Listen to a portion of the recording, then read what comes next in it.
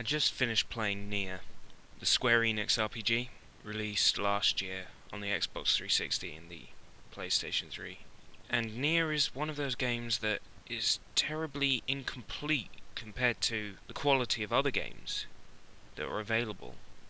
But even though it feels like a game that you would have found on the PlayStation 2, the story writing, just the storytelling and the characters shows so much writing skill, so much ability in creating really interesting and exciting characters and environment.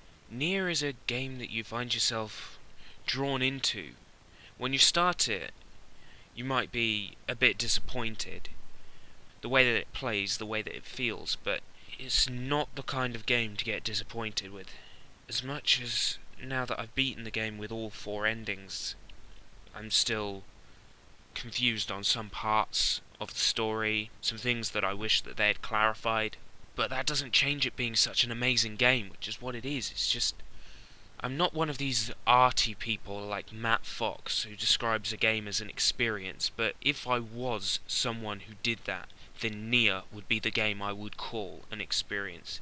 It takes all these elements from games that are truly successful and turns them on their head, building something new and creative from the wreckage.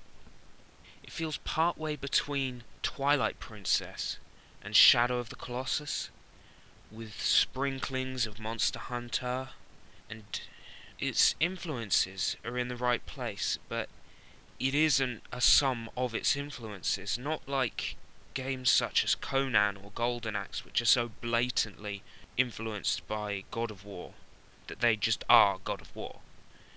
NieR, although being influenced by action games such as those, is still very much at its heart a role-playing game with collect all these things, go to the end, defeat the final boss. It feels almost as if it could have been a Final Fantasy game, a lot more so than, say, Final Fantasy 13, which didn't feel like a Final Fantasy game to me. NieR has such wonderful characters that are so well developed, so well realized that you find yourself rooting for them throughout the whole game, and even once you find out that certain characters are doing completely the wrong thing, you still can't help but understand and appreciate where they're coming from. It is hard to hate someone who is damning the world when they're doing that because they're trying to save their daughter.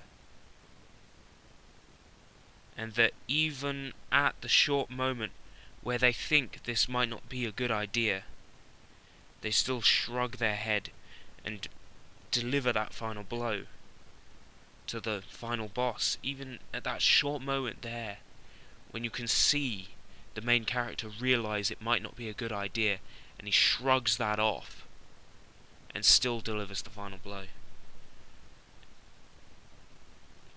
I hate to sound like a fag, but that was an emotional scene, and in fact large chunks of NieR are really emotional sequences, especially after your first time playing the game, when you're going through on the next run, the 3rd or the 4th run through, and you really get to feel how bad everything you're doing is, because the game is telling you more each time. When you start NieR, you play a prologue that's about half of the game, and this is getting you introduced to how elements of the game work and how things feel. It is effectively a tutorial, and a large one, but it's not a large tutorial like the 20 to 30 hours in Final Fantasy 13.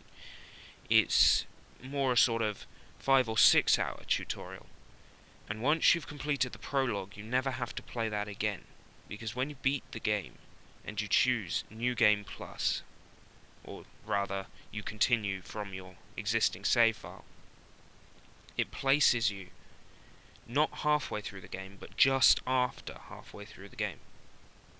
So it cuts out a really annoying dungeon as well when you start over from your existing save file. So once you've played that prologue and you've gotten used to the weapons and the way they feel, the game will always then load you up from the second half of the game. So, once the prologue's out of the way, you only have to play the same 5 or 6 hours of the game again and again and again. The only downside to this is that there are, I'm guessing, about 100 side quests in the game, and roughly 51% of those take place in the prologue. So if you haven't completed the side quests from the prologue, they come up as uncompletable quests in your memo. But if you complete them all, and then get to the end of the first half of the game, they'll forever stay completed when you start over on your new file.